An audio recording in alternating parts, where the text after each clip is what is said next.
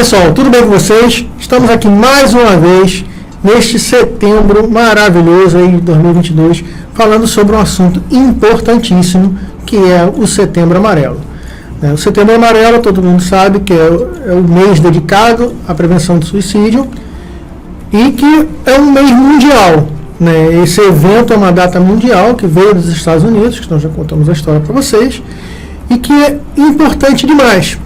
E esse assunto não é só em setembro que a gente tem que se preocupar. Quando a gente está falando que Setembro Amarelo, ele é apenas um dia de conscientização, de divulgação ampla, a nível mundial sobre esse assunto. Mas é um assunto que você precisa realmente se preocupar 24 horas do dia, todos os meses do ano, todos os dias, você precisa estar tendo esse cuidado. Já trouxemos uma psicóloga, já trouxemos um profissional para falar sobre isso, falamos sobre o síndrome de Burnout, e hoje a gente está trazendo uma pessoa aqui, que é um empresário, que ele viveu isso, ele tem trazendo hoje a experiência de vida dele, e vai contar um pouquinho do que ele está propondo a fazer para ajudar outras pessoas a não chegarem a entrarem num processo. Às vezes as pessoas entram e precisam também entender como sair, que precisam de um tratamento, que precisam de acompanhamento. E isso, você entender que você precisa de acompanhamento, já é muito importante você entender o teu quadro, entender a tua situação. Então, trazer para vocês aqui. Pedrinho, obrigado por você estar aqui com a gente, falando sobre isso, abrindo para a gente aí um conteúdo que a gente sabe que é extremamente delicado, né? Sim. Porque hoje, quando a gente fala sobre esse tipo de estresse, ansiedade, depressão, então você tem muito as pessoas veem diferente. E até as próprias pessoas que têm esse quadro, que têm esse tipo de problema, elas não gostam de falar, não gostam de até dizer que eles têm. Isso já é muito ruim, né? Porque você precisa procurar a ajuda, né? Porque, primeiro passo, você não sabe o que tem. Uhum. Você sente uma angústia. Você às vezes não consegue dormir. Ou você tem alguns sintomas que aparecem e você não sabe o que está acontecendo. Uhum. E aí você não sabe onde procurar ajuda e como procurar ajuda. E você vai tentar conversar com alguém, é muito difícil. Se você não tem nenhum problema, para conversar com alguém já é difícil, imagina com algo assim. Uhum. Você falou de suicídio, né? Existe você pensando em morrer. Você pensa aquele pensamento negativo, pensa em morrer, você vai tentar conversar isso com quem? Essa com a sua família, a pessoa vai ficar assustada com isso. E aí a coisa só aumenta, e aí você fica preso na sua cabeça, vira uma bola de neve sem precedentes, Uhum. e aí é ladeira abaixo, né? Precisa acordar para isso antes, conversar sobre isso é muito importante. Quebrar esses tabus para que a gente possa enfrentar e seguir no caminho correto, né? Em rumo à felicidade. Porque existe vida, sim. É isso que é muito importante a gente estar falando e estar trazendo para o pessoal, porque eu mesmo, eu tive um problema desse, cheguei a ser hospitalizado umas 6 ou 7 vezes, 8 vezes, sei lá, e eu odiava falar sobre isso. Não, quantas vezes já chegaram para mim, vai procurar um psicólogo, você está muito nervoso, o psicólogo pode te ajudar. Eu falei, que psicólogo, que psiquiatra, vou nada. E quando eu precisei, que eu fui a primeira vez, eu achei maravilhoso. Um abraço, Nathalie, que me atendeu aí, uma psicóloga maravilhosa. E foi, acho que, o início do meu tratamento, foi eu aceitar que eu precisava ir, que eu precisava, eu quero. Então, foi muito importante. E para você até não chegar a precisar de medicação, então assim, é um assunto bem controverso sobre isso, né? E como foi o teu caso? Como você aceitou, como você viu que precisava de um tratamento, como foi? No caso, eu era uma pessoa engajada na igreja, entre todas as coisas, tive um problema lá na igreja na época.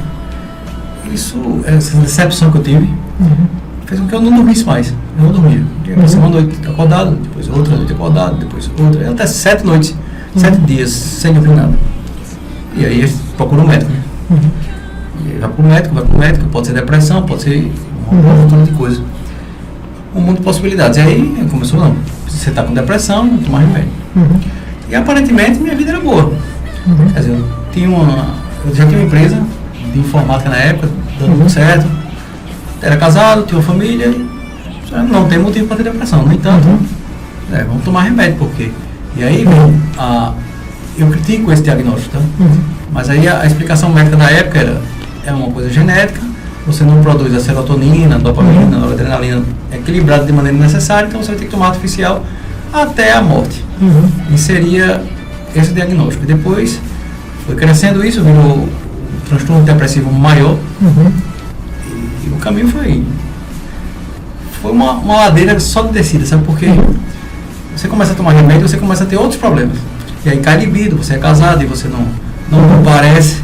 E aí começa a sua autocobrança, não é nem a cobrança da esposa, mas também a sua autocobrança. Depois tem intestino, começa com problema, causado pela medicação. Então, além da depressão, a medicação não funciona a curto prazo. Você tem uma série de problemas que são ditos efeitos colaterais da medicação. E aí, na minha história foi descendo. Até o ponto que eu fiquei 5 anos. 5 anos que eu fiquei um vegetal. Eu morava numa comunidade religiosa e eu fiquei 5 anos de cama. Desaprendi a falar, desaprendi a dirigir, desaprendi a andar. Eu cantava, não cantava mais, não conseguia fazer isso. Minhas pregações eu não conseguia mais fazer porque eu não conseguia articular pensamento nenhum. Poxa. Daí a dose de remédio também não tinha mais como aumentar, senão daria uma overdose e óbito logo.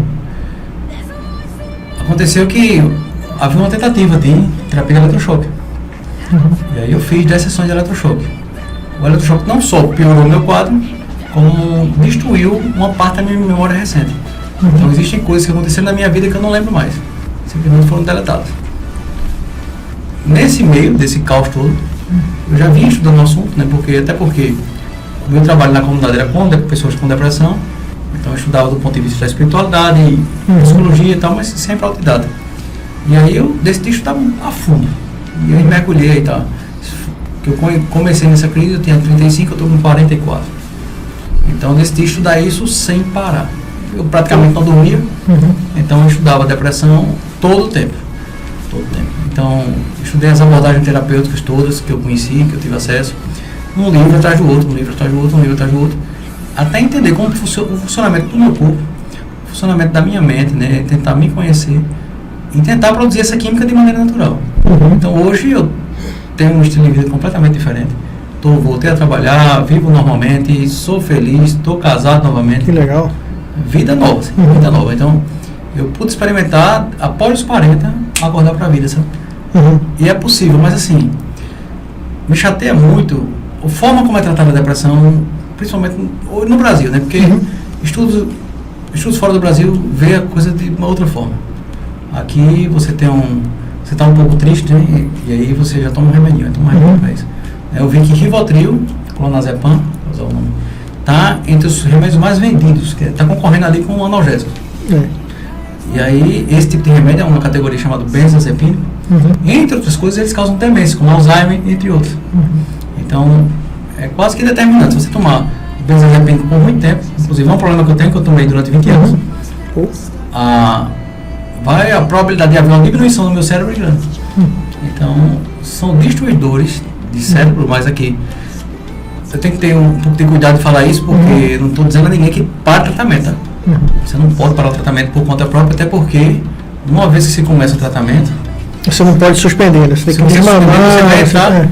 Você vai entrar no problema de desmamar. Você tem que desmamar por quê? Porque você vai ter um problema tão grande ou maior do que o problema que ele levou a começar a tomar remédio. Você entende? Por isso que esse meu trabalho na internet, e é isso que eu pretendo fazer, é fazer com que minha gotinha d'água no oceano faça com que pessoas que tenham contato comigo não precisem ter que chegar no remédio. Então, é esse o objetivo de estar abrindo esse canal, o Instagram e tudo mais. Eu quero muito contribuir para que as pessoas não precisem passar pelo que eu passei. Isso é muito importante. Inclusive, a psicóloga que gravou com a gente aqui, a gente conversou muito sobre isso. Então, a gente conversou sobre o uso da medicação e não usar a medicação. E foi que a gente conversou aqui, falou, a medicação ela vai tratar os teus sintomas físicos. Mas se você não tratar os psicológicos, você vai precisar daquela medicação por resto da vida. Então não adianta você realmente tomar só a medicação e você não procurar um atendimento completo, né? A junção dos atendimentos. Né? Até porque, veja, a medicação, né, o que aparece, na verdade, não, são os sintomas. Então você está tremendo, então vou tomar uma medicação para parar de tremer. Só que aqui o sintoma nada mais é do que uma evidência que algo está errado, algo mais profundo está errado. Então é muito interessante, porque se você ficar tomando remédio, o que acontece? Se você estivesse num carro e acendesse a luz do óleo, Aí você vai lá, quebra a luz do óleo e continua dirigindo. O que é que vai acontecer? Bateu o motor. Então o remédio é como se você quebrasse aquela luz do óleo. Entende? Você precisa entender que a gente tratar nossas raízes profundas. Nosso inconsciente, entre outras coisas. E tem coisa muito prática e concreta que a gente pode fazer que faz subir a serotonina imediatamente. Vou dar um exemplo, dopamina. Dopamina é que dá aquela sensação de alegria, de missão cumprida. Completar uma pequena tarefa, libera no cérebro imediatamente a dopamina. Então se você acordar de manhã, escovar os dentes, terminou de escovar, libera dopamina. Penteou o cabelo, libera dopamina. Tem um testezinho besta que é você fazer um símbolo, pintar ele todinho. Terminou de pintar, libera dopamina. Postura corporal, uma postura corporal ereta, coluna ereta, ombros para trás, né? Essa postura faz aumentar a sua serotonina de maneira natural. Dormir equilibra todo o processo. E aí vocês não, eu estou tomando um remédio para dormir. Só que um cérebro sedado não dorme. Sedação é diferente de sono. E aí você, fica dizendo você, tomei remédio há 20 anos. Agora, nos últimos dias, eu estou experimentando a experiência de dormir sem medicação. É outra coisa totalmente diferente. Tá? Eu posso dizer porque eu testei em mim. Eu fico vendo esse pessoal que passa remédio para tudo e tal. É só uma teoria da cabeça desse povo. Eu tomei de 80% a 90% do que existe no mercado medicamentoso de remédio. E eu sei, esse efeito colateral é esse efeito é esse efeito é aquele, esse efeito é aquele. E parte da solução foi entender que o remédio não ia resolver, que eu precisaria me conhecer o meu corpo, entender o funcionamento e mudar o estilo de vida. Mudar o que tem que mudar, porque se tem uma pessoa responsável por você, é você mesmo. É verdade. E só eu posso fazer por mim, só você pode fazer por você. Só quem me escuta, você me escuta aí, só você pode fazer por você. O que eu posso fazer é guiar. Engraçado, a primeira pessoa que disse a mim que eu precisava, que ligou para mim para saber o que estava acontecendo, foi um amigo meu, Júlio. Eu sou conhecido até hoje como Pascoal de Bolso. E eu sempre corrigi muita coisa. E um belo dia eu fiz uma postagem, eu não lembro onde foi. Fiz de manhã, chegou de tarde, o Júlio liga para mim. Bicho, o que houve? Você tá com algum problema? Tá nervoso? Tá estressado? O que tá acontecendo contigo? Eu falei, não, tô bem. Aí ele, não, tu tá com algum problema. Eu falei, por quê? Tu já viu a publicação que tu fez? Aí eu falei, que publicação? Eu não lembrava nem que publicação tinha feito. Eu sei que eu fui ver, bicho, tinha tanto erro de português, tinha tanta coisa errada na publicação. Ele falou, cara, tu não ia postar um negócio desse nunca. Aí foi quando eu parei, ele falou, opa, peraí, tem que dar um jeito, né? Aí eu comecei a ver. E o mais engraçado que eu fiz, aí quando a gente vai falar um pouquinho agora da parte educacional, a parte de estudo, eu fiz uma formação de coach com foco em bem-estar e qualidade de vida, que é pela Sociedade Brasileira de Wellness Coach, e eu fui procurar um coach até para resolver alguns gaps meus, então foi muito legal, né? Então muitas ferramentas que eu já usei, né, preciso voltar a usar mais, que já me ajudaram em muita coisa, né? Então assim, é bem engraçado que começa a sair no automático, né? Você quando começa tem ferramenta de ganhos e perdas, então tem uma ferramenta bem legal. Então, tu vai tomar uma decisão muito louca, mas espera aí, bota na ponta do lápis, o que eu ganho, o que eu perco com isso, então daqui a pouco tu começa a fazer no natural. E eu vi que você começou a procurar, estudar, se especializar, para poder estar falando mais sobre isso. O que você está fazendo nessa área de educação agora, de estudo para isso? Hoje eu tenho estudado, né? Na verdade eu estudei muita coisa sozinho, como autodidata. Hoje eu estou em busca de certificados. Porque certificado é importante para mostrar ao povo que você... uma comprovação. Então hoje eu estou fazendo psicologia positiva, mindfulness. É uma coisa bem interessante, acho que vale a pena a gente falar, mindfulness. Neurociência e psicanálise. Então, mas aí em casa eu já estudei bastante coisa de psicologia analítica, logoterapia é uma abordagem que eu gosto muito também, de Viktor Frankl. A parte de coaching também eu acho interessante, porque você estado atual, estado desejado, então você não fica tanto no passado, né? Bom, ativação comportamental, outra coisa que eu estudo. Bom, se eu falar do que eu estudo uma porrada de coisa. Agora que é muito focado em depressão, sabe? Eu nem me ligo nos outros transtornos. Porque é a minha realidade. E eu acho que é a realidade de muita gente. Com a pandemia aí, a gente viu que os quadros de depressão, ansiedade, estresse aumentaram absurdamente. né? Por vários motivos, né? Você ficar trancado dentro de casa, você ter que fechar a empresa, você não poder sair, você não ter aquela certeza do amanhã, não ter a certeza. Então, isso foi um quadro que agravou muito a situação das pessoas. E não só adultos, adolescentes, crianças também tiveram esse tipo de quadro, né? Crianças que só queriam ficar em casa trancadas no videogame, então não tinham o que fazer. Então, assim, veio trazer uma série de problemas. E quando eu fui levar meu filho no médico, há uns 2 meses atrás, né? E eu fui lá por quê? Porque ele queria fazer atividade física. Eu falei, não, peraí, vamos levar você no cardiologista para você ver. E eu conversando com o cardiologista, eu disse, olha, meu filho vai voltar a fazer atividade física, mas ele parou essa pandemia toda. Então, assim, eu queria fazer uma avaliação cardiológica para saber se ele pode, se não pode. E eu estou preocupado. Aí o médico virou para mim, na maior, e falou, se você olhar, a maioria dos meus atendimentos são crianças e adolescentes que estão precisando de um acompanhamento, estão precisando voltar às atividades físicas, então eu tenho recebido muito aqui. Né? Então, isso me impressionou. Tá ruim, vai piorar. Tá? As estatísticas mostram que 2025 vai ter um boom de epidemia de depressão e transtorno de ansiedade. É que vai juntando de agora, né? Sim. Calcula-se isso. Lembro que no começo, quando começou, estourou logo esse negócio do vírus e tal, a Organização Mundial da Saúde já disse, acho que antes de chegar no Brasil, tá? Já se sabia que o problema de destruição emocional causado pela doença já era maior do que a própria doença. Entende? Outra coisa que eu vejo que aconteceu agora, né, é a questão da mídia. Tem um caso específico de uma cliente minha. Ela perdeu uma amiga que morreu de medo. Ela ficou com a mídia lá em cima falando, noticiando. Ela disse, não, eu vou pegar e vou morrer, eu vou pegar e eu vou morrer. E aí pegou uma gripe. E se eu peguei, eu vou morrer, tá todo mundo morrendo, eu peguei, eu vou morrer. Morreu de infarto. Morreu de medo.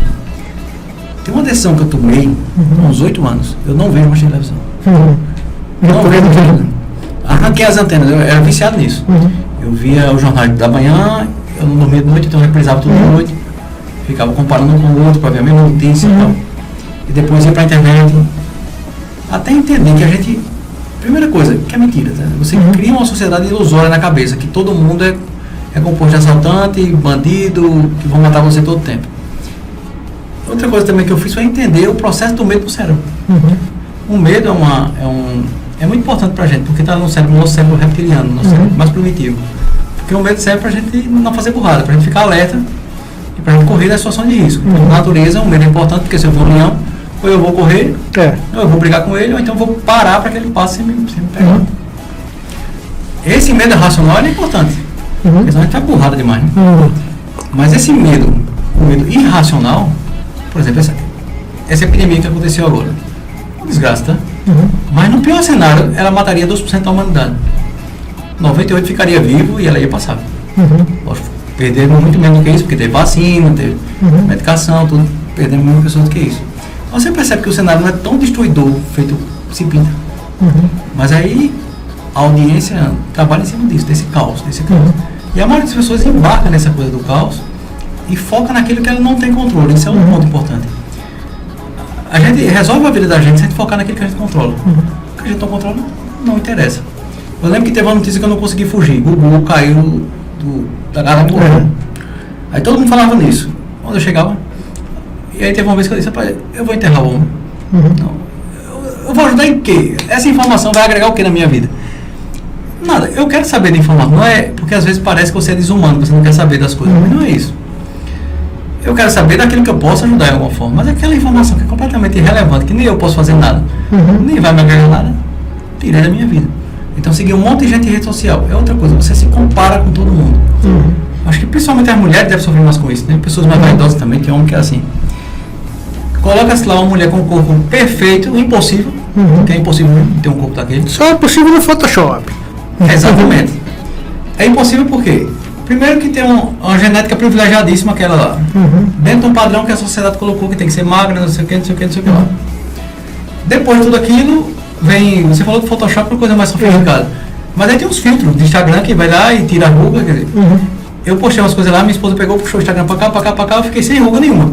Eu digo, é impressionante essa coisa, tá estranho esse negócio. Ela disse, não, mas é assim, vai, deixa. Aí ele tirou minhas pregas todinhas. Você entende que não é real. Eu tenho prega, eu tenho uns pés de galinha aqui. E aí você começa a olhar para o seu corpo e comparar você com aquela pessoa de lá. Esse corpo é impossível, mas você vai buscar. Você nunca vai alcançar e cai numa frustração tremenda. Então, comparar-se com os outros é terrível. A rede social tem feito muito mal nesse sentido, principalmente o mais jovem, que você falou. Então você tem aquelas referências, as Kardashian da vida, não sei o que viram uma referência de beleza, de inteligência, e que é mentiroso, tá? É ilusório, porque ninguém tem um corpo imperfeito nunca. Com certeza. Né? Tem um negócio chamado lei da gravidade, né? Que os peitos caem sempre, né? Que não vai cair, a barriga vai murchar. É assim, não tem como. A vida é assim. E aí a gente foca muito naquilo que a gente não tem controle, e daí começa a endoidar. E aí vem depressão, ansiedade, entre outras coisas. Eu falo muito de família doriana, né? Que eu lembro uma vez que eu acabei até me desentendendo com a pessoa, porque ela virou para mim e perguntou assim: você briga com a sua esposa? Eu falei: claro, não sou da mente. Você briga com os seus filhos? Eu falei: claro que eu brigo com meus filhos, vou fazer o que eles querem, né? Então assim, aí eu virei para ela e disse: olha, a família doriana só existe na televisão. Né? Então o pessoal realmente faz essa mistura, né? De, pô, todo mundo ali é feliz, tu pega as redes sociais, realmente você vai ver situações. Não posta. Então, assim, é bem complicado. E a gente, com o tempo, você vai aprendendo, né? Que, lógico, a gente fala, eu gosto muito de seguir algumas coisas, mas são coisas que às vezes me fazem bem, coisas que eu quero programar, mas tem situações realmente que tem que ter cuidado. Tu vai olhar, pô, peraí, esse cara tem esse corpo absurdo, faz o quê? Não, como que só o cavalo continua assim? Não. Mentira. Então assim, realmente as redes sociais são bem complicadas, você tem que ter muito cuidado com o que você vai estar assistindo, com o que você vai estar vendo, porque é uma situação muito, muito complicada. A gente, quando fala disso, eu acho legal. Eu também, eu já não assisto mais canal de televisão, eu só assisto o programa Netflix. E ainda gosto de assistir besteira, viu? É muito engraçado. Eu gosto de assistir aqueles programas. Sabe aqueles programas babaca, Chaves, por exemplo? Sim. Quando eu estou muito estressado, eu vou botar essas besteiras para rir, que acaba fazendo bem. Sim. Né? Você acaba gostando, rir faz muito bem, né? Sim. Então isso eu acho bem legal. Você vai criar, quando você falou de mindfulness, né, que eu queria falar um pouquinho. Fala um pouquinho pra gente aí. Porque é o seguinte, a nossa mente, ela vagueia, né? Vai para o futuro, vai para o passado. E aí tem uma máxima que depressão é excesso em passado, ansiedade é excesso em futuro. Bem, eu acho que essas coisas, quando é muito categórica assim, não é tão exata, mas tem um pouco de verdade nisso. E o mindfulness é a atenção plena no presente, é uma técnica meditativa. Que você está presente no momento presente, vivendo o que está acontecendo no momento. E já se foi comprovado isso. Quanto mais presente eu estou aqui, mais feliz eu estou. Então muitas vezes a gente vai atrás de felicidade como se fosse um objetivo, uma meta a alcançar. E não é. Não vai ser feliz. Freud, eu vou falar um pouco de psicanálise, mas Freud já identificou isso. O bebê quando nasce, ele sente fome. Ao sentir fome, ele encontra o peito da mãe e ele diz: resolvi o problema da minha vida, que é a fome. E aí ele mamou, só que voltou a ter fome de novo. E aí vem uma frustração tremenda, porque eu queria ter fome, eu queria saciar minha fome, mas eu sempre vou ter fome. Então a vida seria essa completa incompletude daquela criança que sente fome o tempo todo. E a vida é assim. É a vida, tá? Não adianta, eu quero que seja assim, mas vai que eu tô querendo, não vai mudar as coisas. As coisas são assim. Então, enquanto eu buscar a felicidade como um destino, como algo que eu vou alcançar um dia, eu nunca vou encontrar. Porque simplesmente não existe. A felicidade como um local a chegar, como um destino. Eu vou ser feliz quando eu comprar um carro, eu vou ser feliz quando eu morar em tal lugar, eu vou ser feliz quando eu me separar. Não vai. A Bíblia fala muito disso, né? Que você olha na Bíblia, o povo de Deus está no caminho. Jesus aparece para os discípulos de Emaús no caminho. É sempre no processo que a coisa acontece. Então, o legal é você curtir a viagem. E mindfulness nada mais é do que isso, é você curtir a viagem. É você colocar atenção nos seus sentidos e viver o momento presente no momento que ele acontece. E aí tem técnicas para isso. E aí uma das coisas que eu pretendo abordar é isso. Até agora, eu retirei o resto da minha medicação. Não tomo mais nada de antidepressivo. Mas o sofrimento da retirada do remédio, resolvi tudo com prática de mindfulness. Se não tivesse o mindfulness para colocar em prática, teria sido muito mais difícil. E aí tem fica profundo se eu for explicar, vai ficar mais denso.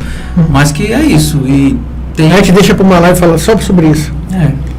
O que eu acho, quando você falou das estatísticas, eu acabei fazendo, eu me especializei numa ONG em São Paulo chamada Criança Segura.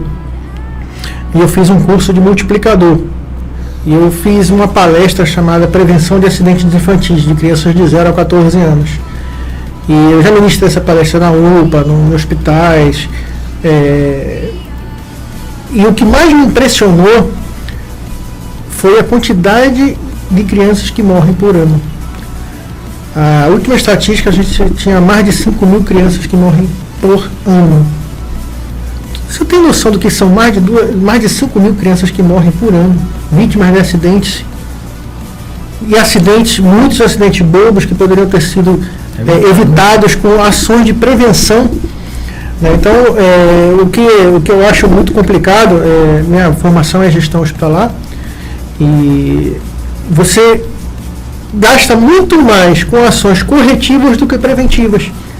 E o governo acaba esquecendo que a ação preventiva ela é muito mais barata do que a corretiva. Então, o custo de uma pessoa no leito de uma UTI é um absurdo.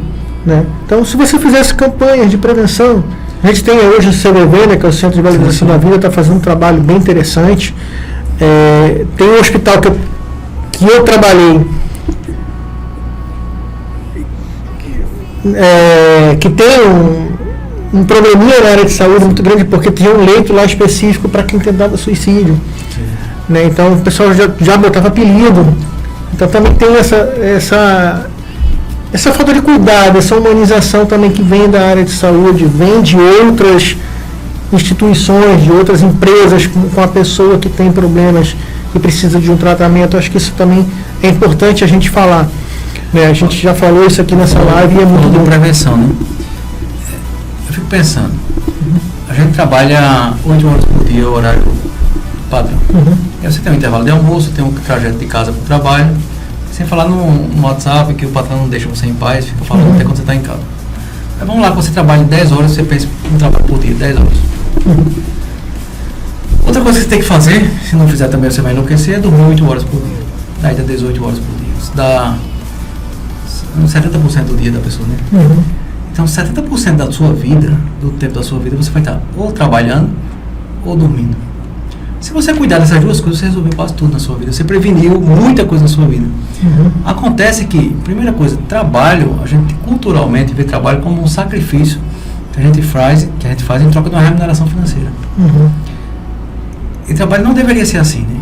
Eu lembro de um livro que eu li agora há pouco, falava sobre Ikigai, uma cidade de Okinawa, uma cidade japonesa, onde o índice de depressão é muito pequeno, as pessoas vivem muito, vivem bem.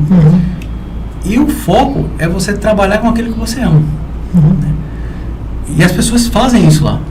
Então, se você tem habilidade para pescar e gosta de pescar, vai ser pescador. E o outro vai ser outra coisa. E aí a coisa cresce de maneira harmoniosa, todo mundo prospera, porque se você faz o que você ama, você tende a fazer muito mais, com menos reclamação, né? E a reclamação é outra coisa que daria outro podcast. Mas que... E aí a tendência é que as pessoas são mais felizes, né? Eu lembro que Aristóteles já falava disso, que você deve descobrir a sua razão de ser, né? E seu trabalho deveria ajudar não só você, mas como um todo. E ali falava da contribuição para o cosmos. Né? Se você não fizesse aquilo que você nasceu para fazer, você estragaria todo o processo. E é muito interessante isso. Os gregos lá atrás, antes de Cristo, já identificavam isso. E hoje o mercado e tudo mais cobra da gente que a gente trabalhe, que a gente faça aquilo, mas é sempre um sacrifício. A gente trabalha, é funcionário de algum lugar, e aí você trabalha naquele lugar para realizar o sonho do seu patrão e os seus sonhos. E aí às vezes a gente acha que a gente precisa de ter um tanto de dinheiro, a gente precisa de ter isso, a gente precisa... Bom, o marketing, eu acho que o marketing é isso. O marketing é você... sacanear o marketing aqui. Mas o marketing é fazer com que a pessoa pense que ela precisa de uma coisa que na verdade ela não precisa. Tu falou uma coisa muito interessante. Eu vou fazer até questão de mandar esse link para a Nathalie.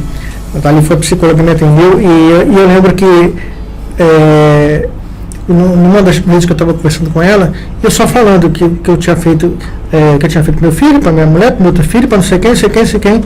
Aí ela escutou, ela acabou de falar, ela falou, o que você fez para você? O que você faz para você? Aí eu parei assim e falei, caramba, o que eu fiz? Ela virou, o que você gostaria de fazer hoje? Aí veio, eu sempre quis aprender a tocar saxofone. Aí ela, por que você não faz o curso de saxofone? Eu falei, porque o saxofone é caro. Eu falei, quanto é o saxofone? R$1.500. Saxofonezinho pra gente começar. Quanto foi o videogame do teu filho? Eu falei, já entendi onde tu quer chegar. Ela falou, o videogame do teu filho foi 2 vezes o preço do saxofone.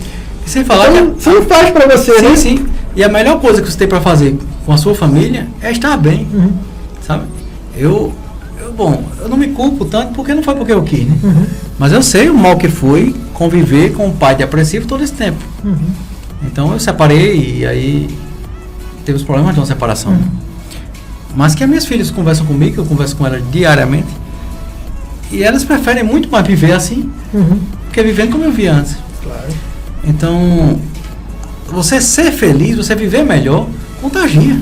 Do mesmo jeito que contagia uma âncora dentro de casa pensando negativamente. Você tanto contagia os outros, né? E tem uma característica da depressão, né? Existem depressões, existem pessoas com depressão que puxam o outro para baixo. Tá entendendo? Puxam a outra pessoa para baixo.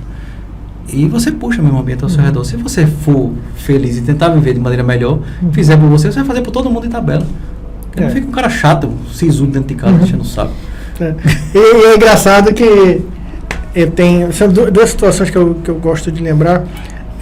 Existe um filme que eu gosto muito, que é Patch Adams, O Amor é Contagioso. Mas, só que tem muita ficção no filme, mas quem acompanha a vida real dele, você vê que o que ele faz dentro de um hospital, dentro de uma unidade de tratamento, é levar alegria, levar positividade. Então você vê que ele está sempre rindo, ele está sempre brincando.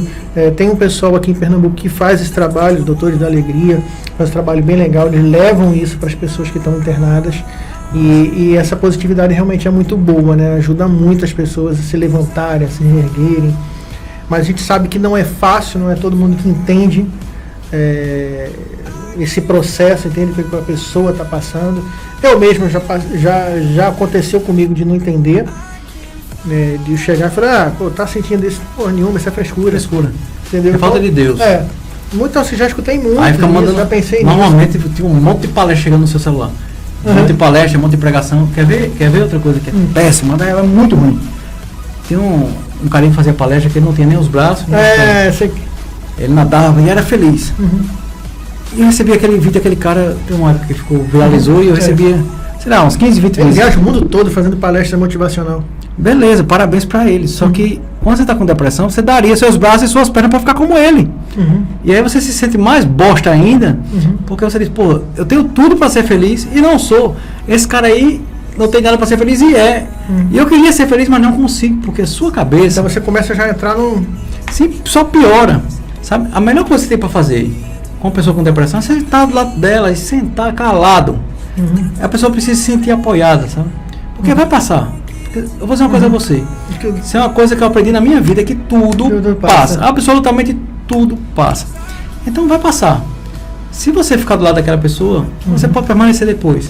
Mas se você ficar impondo regras, esse tipo de coisa é falta de Deus. Eu morava numa comunidade, eu lia a Bíblia todos os dias, eu comungava diariamente. Sou de formação católica. Aí me faltava Deus. Quer dizer, eu olhava para a cruz e me configurava a Jesus crucificado, mas se Jesus sofreu por mim, eu também vou sofrer com ele na cruz. Beleza, e me faltava Deus.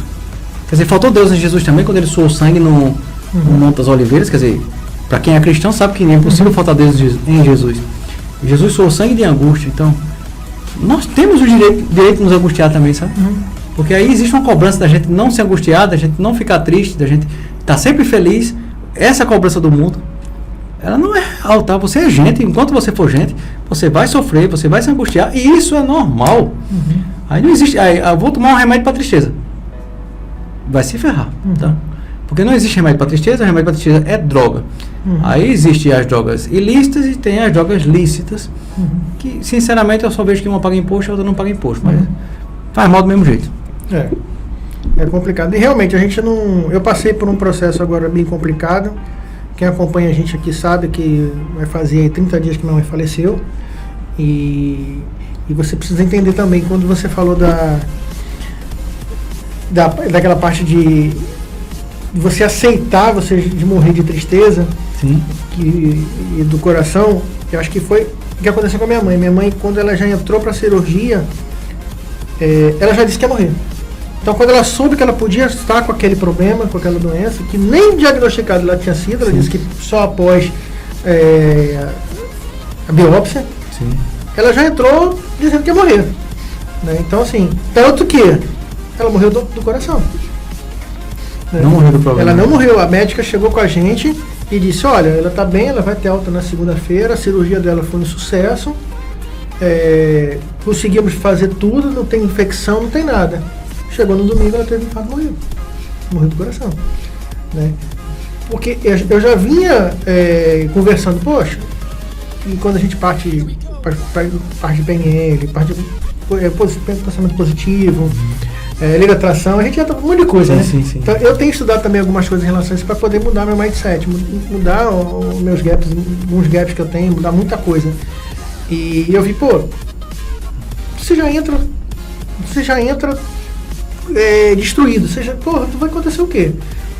Meu sócio, Marcelo, que está ali, comentou com a gente aí esses dias que tem um amigo dele que morreu, que ele sabe que o amigo dele morreu de tristeza. Então, e também acontece isso, né? As pessoas precisam entender o que fazer, né? Como procurar, não se entregar. Não é fácil, tá? Ninguém está dizendo aqui para vocês que é fácil, que vai ser, caldo de cana. Pronto, a partir de hoje, eu vi aquela live, li um livro, resolvi minha vida. Não. É realmente difícil, complicado, mas é um processo. Uma coisa importante que você falou. Terapia. Terapia é mágico. Sabe? Porque Freud já disse isso, mas muita gente disse depois dele. A cura pela palavra. Freud era um neurologista. Entendia bastante de cérebro. Eu acho que mais do que a maioria de hoje. E a palavra, a cura das coisas, ele não curava só depressão, né? Curava todo tipo de transtorno mental pela palavra. Então, na medida que você fala, né? Você fala e você fala e você fala, você começa a se entender melhor. Então, as coisas que estão no inconsciente, e aí o papel do psicólogo, eu estou falando do psicanalista, analista, que vai analisar você, ajudar você a trazer essas coisas do inconsciente para o consciente, façam com que você se entenda melhor. Porque, no fundo, a gente nunca se conhece. Tem um psicólogo, eu acho que é Johar o nome dele, tem a Janela de Johar. Ele diz que nós somos basicamente 4 partes. Né?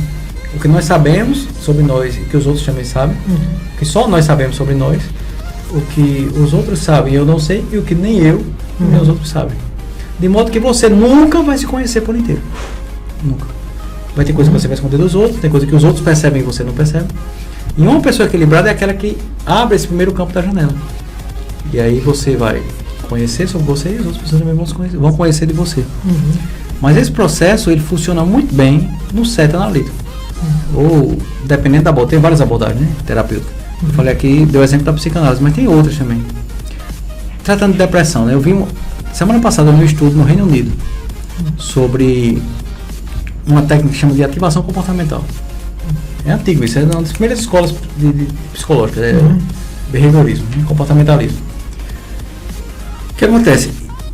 Descobriram que existe uma técnica de ativação comportamental e essa técnica tira a pessoa da crise depressiva mais rápido e mais eficiente do que qualquer medicação, sem nenhum efeito colateral. Tira da crise, coloca você de pé. Só que aqui tem um problema, e aí com a medicação também tem o mesmo problema, que é a recaída. Esse mesmo estudo, foi um outro estudo, não, foi esse mesmo estudo, identificou que a prática de mindfulness praticamente elimina a recaída. Então, se você está numa crise, ativação comportamental, tirou da crise, praticou mindfulness, já não cai mais. Entende? É simples de fazer e demora, eu acho que são 3 meses. Isso mesmo, são 3 meses. Em semana, uma vez por semana, uma sessão por semana. Em 3 meses você sai daquela crise e recomeça a vida. E sem nenhuma medicação. Minha preocupação, sabe o que é? Que eu fiz tratamento durante 20 anos, nunca ouvi isso, nenhum psiquiatra. Nunca ouvi isso. Sobre sono, só a importância do sono. Se você não chega no sono REM, você não tem memória. Você não chega no sono REM, você não tem estabilidade. Se você não sonha, você enlouquece. Nunca falaram sobre isso. Então, eu tive que aprender como funciona o sonho, tive que aprender como é que funciona a nossa mente, a nossa visão é muito importante para o nosso sono, né? Por exemplo, luz branca. Luz branca é uma desgraça, porque nós não fomos feitos para luz branca. A luz que nós temos contato, que é natural, é a luz de fogo, né? Aquela luz vermelha puxada para amarela. Então, essa luz aqui, eu acho que são 5.500 K de luminosidade. Basicamente, é a luz do sol, do meio-dia. Ninguém dorme no meio-dia. Tá entendendo? Tem uma coisa chamada ritmo circadiano. Não sei se você já ouviu falar. Não. É o relógio biológico da gente. Só como é que funciona?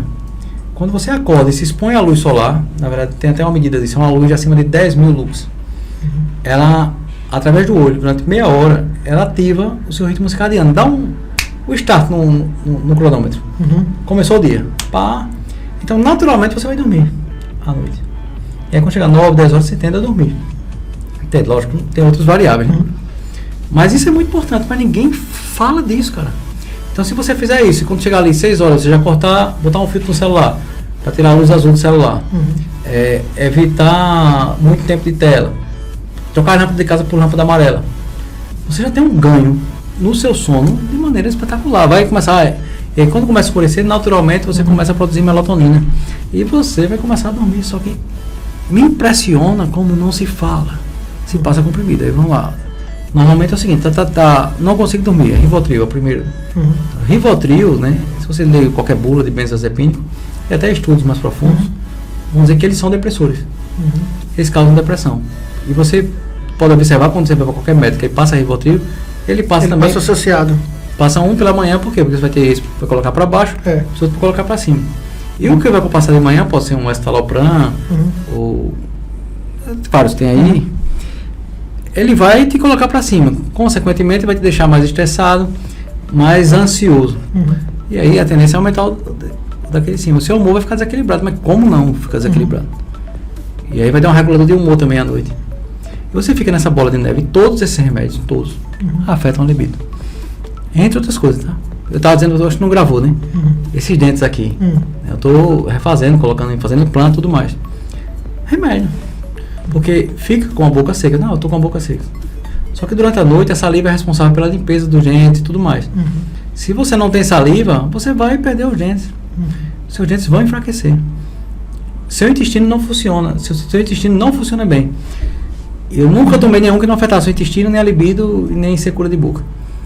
Sem o intestino funcionar direito, entre as outras coisas, né, o intestino produz serotonina, que é o hormônio da alegria. O neurotransmissor da alegria. É produzido também no intestino. E aí o intestino não funciona. Então, como curar? Você entende? Viram dois problemas. Você tem uma depressão e aí você... na verdade, você não está nem deprimido, você está triste. E aí você vai no médico e ele diz que você está com depressão. Sem nenhum exame. Sem nenhuma constatação. Eu acho que eu vou deixar contigo, acho que é possível colocar na edição.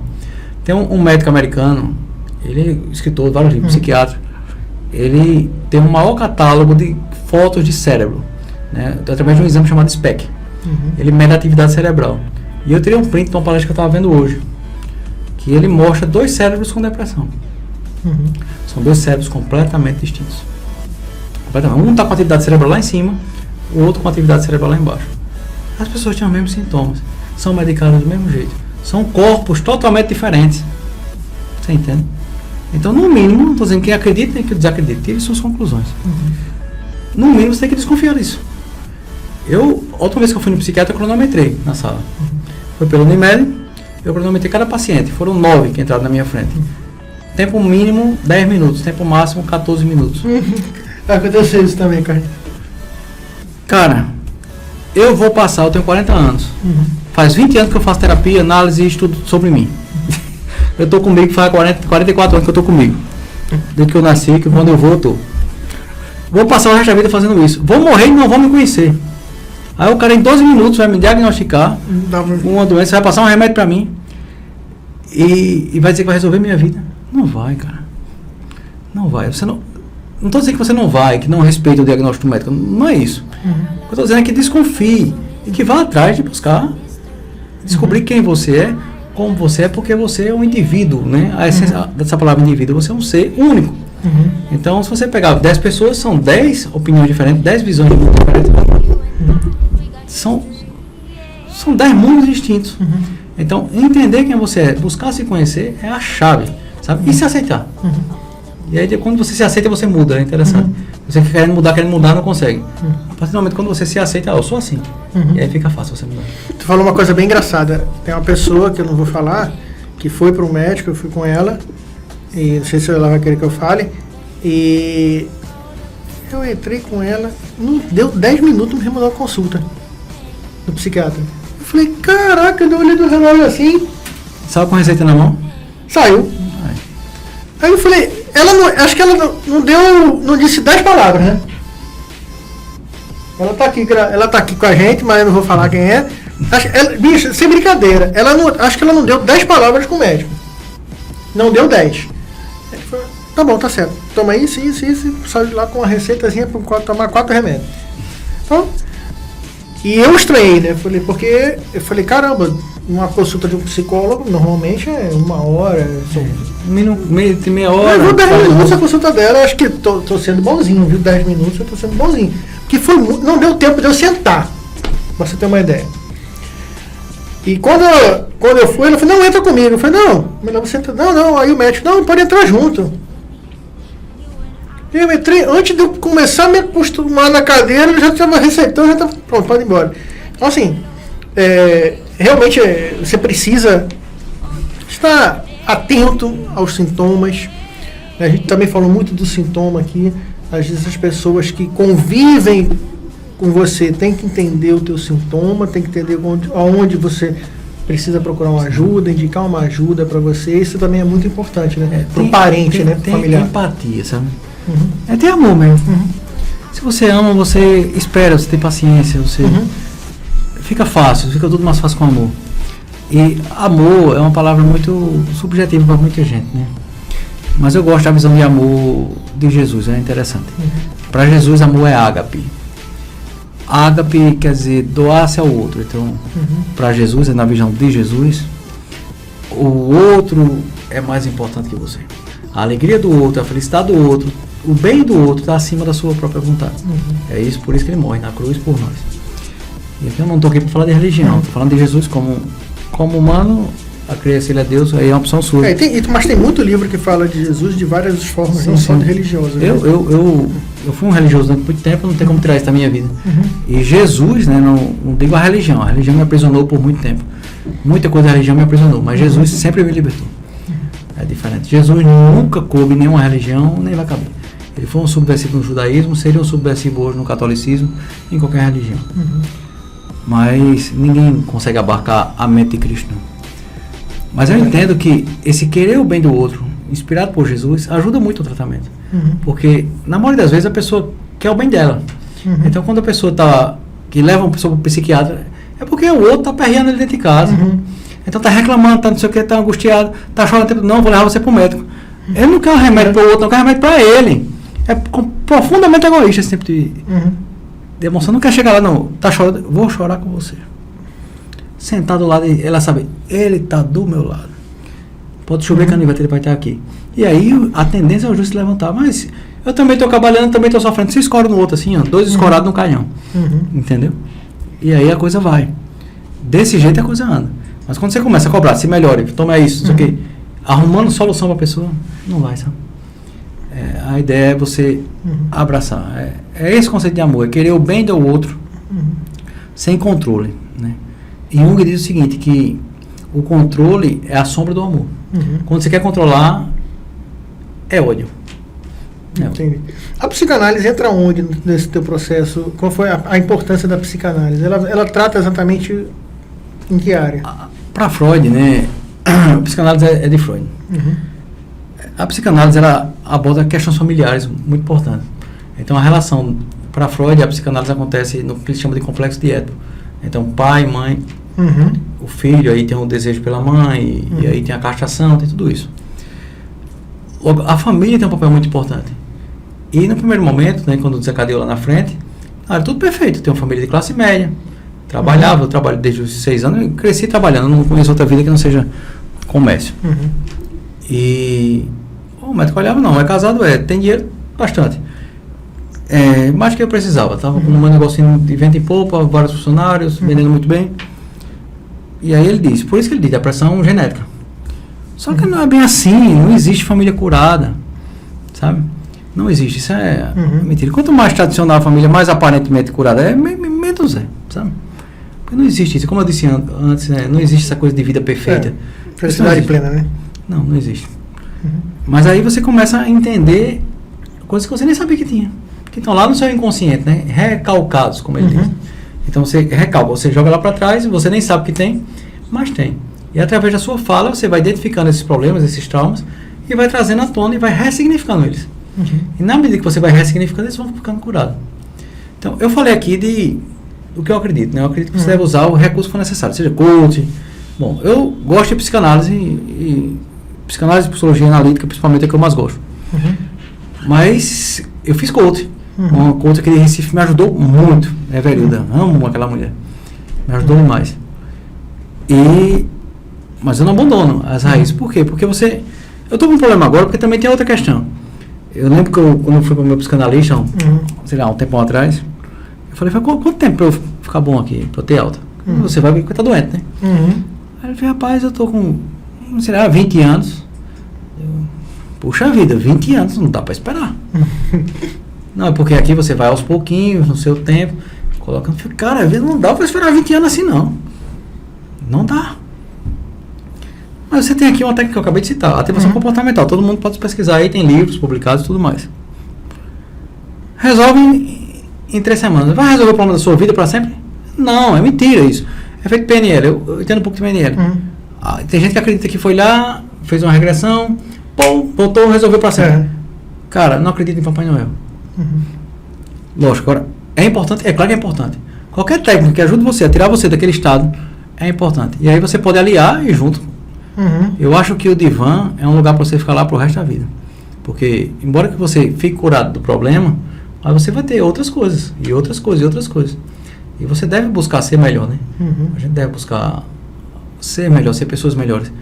E o único caminho para ser melhor é ter um ponto de partida. Eu não posso chegar no ponto B se eu não sei onde é o ponto A. Com certeza. E aí, saber onde é o ponto A é saber quem eu sou, como eu estou, para que eu possa estar amanhã melhor do que hoje, e depois de amanhã melhor. Isso tanto para mim como para transcender para o mundo, para as pessoas. Que legal. Agora vamos falar um pouquinho agora do teu projeto, para a gente finalizar. Você já está com 1 hora já de live, né? Então, vamos falar um pouquinho do teu projeto, para a gente finalizar e já bater o martelo para a próxima live. Próximo conteúdo vai ser muito legal. A gente vai estar sempre trazendo conteúdo aqui para vocês, viu? Conta aí, o que você está pretendendo fazer? Rapaz, é o seguinte, eu estou querendo ajudar pessoas pela internet. Né? Tinha um projeto que eu tinha na época da comunidade, né, da igreja, que era Eu Não Desisto de Você. E aí eu estou trazendo esse projeto de volta para a internet. Legal. E aí através da internet, eu quero disponibilizar. Eu dei umas pinceladas em algumas coisas que eu sei aqui, mas tem muito mais coisa aqui dentro desse cocão e muito mais a aprender que eu não quero parar tão cedo de estudar. E eu acho que eu posso contribuir com as pessoas, sabe? E eu quero contribuir pela internet, que a internet é muito democrática, todo mundo tem um celular. Tu pode me acompanhar nas redes sociais, TikTok, Instagram, YouTube, por enquanto estou nessas 3 e as que vierem... Nós vamos deixar o link na descrição, viu? Facebook, entre outras coisas. E pretendo futuramente fazer uma mentoria. Porque eu pensei em primeiro momento, mas como é que eu vou clinicar esse povo todinho, né? Não tem como. E aí eu posso dizer que a abordagem é procurar orientar a pessoa, procura essa abordagem. Também tem um monte de psicólogo idiota. Desculpa aí os idiotas. O idiota não precisa desculpar não, desculpe os bons. Os idiotas podem ficar com raiva, é bom que fique para ver se muda. E aí vai, a pessoa disse que foi um psicólogo com 10 sessões e ele mandou para casa. É um idiota. Idiota. Tem psiquiatra idiota também. Tem gente boa também por aí. Mas dá pra gente guiar. Digo, ó, não dá por aqui, é por ali. Então, fazer uma mentoria nesse sentido, de orientar as pessoas. Mas não é, eu não tô pensando nisso para agora. Por enquanto, o que eu quero é com esse conteúdo. Né, acho que dá para alertar muita coisa. Acho que é a mesma coisa que a gente está trazendo aqui nesse canal. A gente está trazendo alguns conteúdos para realmente orientar as pessoas, né?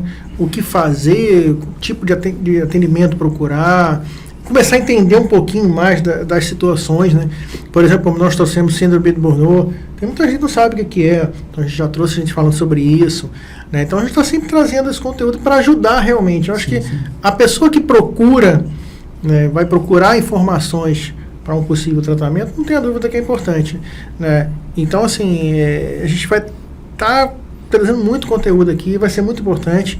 Vamos trazer o Pedrinho aqui novamente para falar de novo sobre outros assuntos, outros conteúdos. Comenta aqui embaixo, depois vamos ter recorte disso aqui. A gente vai fazer recorte, vai ter bastante conteúdo aí para vocês verem. Comenta aqui embaixo, coloca suas dúvidas, vai na minha rede social, pode perguntar o que quiser, não tenho medo de pergunta, não fuja de pergunta, responde com muita alegria.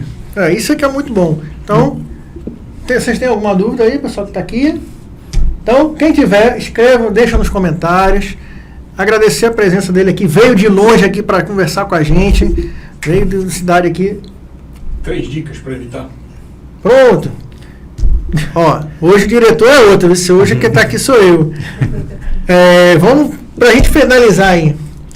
Mas antes, agradecer novamente, continuar agradecendo a você por ter vindo, veio de longe, pessoal, de longe mesmo, né? Uns 100 quilômetros, né, daqui por mais. 130 mais ou menos. 130 quilômetros de longe, veio da cidade aqui, de outra cidade, para vir para cá gravar com a gente, para trazer esse conteúdo para vocês aí, maravilhoso. Então, não se esqueça, quem ainda não está inscrito no canal, se inscreve no nosso canal, siga as redes sociais dele, vai bater um papo, deixa a descrição aqui, deixa o comentário aqui, que vocês quiserem, que a gente vai estar procurando responder o mais breve possível. E só para finalizar mais uma coisa, quando você falou sobre subjetividade, eu cheguei a falar, eu escrevi um artigo uma vez falando que a vida, né, a tua vida é subjetiva, né? Sim.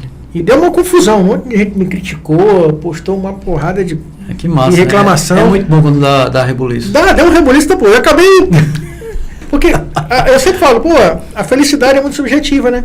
Sim. Então eu fui falar exatamente sobre isso, porque o que faz você feliz não me faz feliz. O que me faz feliz não faz você feliz. Então a gente nunca pode se basear na felicidade dos outros, que é o que a pessoa mais faz, né?